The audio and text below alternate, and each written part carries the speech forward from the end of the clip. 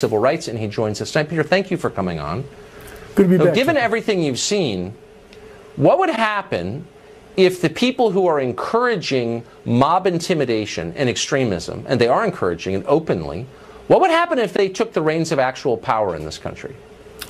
You know, there's been maybe 2 instances in the history of the United States where this kind of activity has been replicated, and I would think that one of them might be the Reconstruction era, where you had a resistance in the South resisting the results of the Civil War and the reunification of the country. Right. And you had public officials exhorting private citizens to deprive other private citizens of their rights to public accommodations, to privileges and immunities that are secured to all citizens and were secured by the Civil War.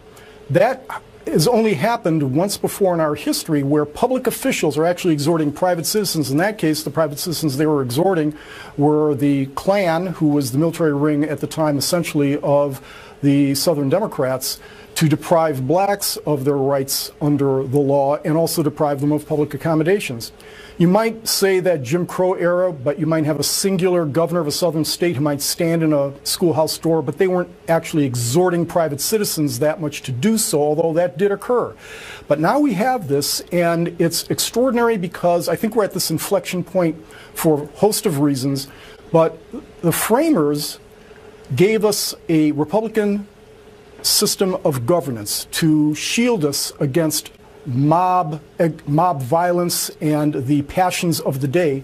But that depended really on 2 things, and that is an informed electorate, informed citizenry, and responsible elected officials.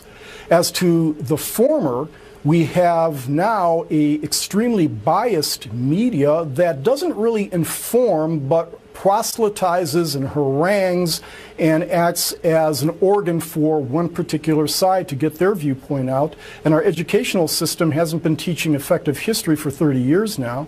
And with respect to responsible elected officials, if you think back to, the last 50 years or so, it's difficult to imagine, or go back throughout our history, it's difficult to imagine any of the founding fathers, a Madison, a Jefferson, a Lincoln, a Roosevelt, an Eisenhower, Reagan, doing the kind of inflaming of the electorate the way we see some elected officials doing. But even aside from that, not inflaming it, but not even trying to tamp down the passions and the rhetoric that the founders understood were anathema to an effectively governed republic.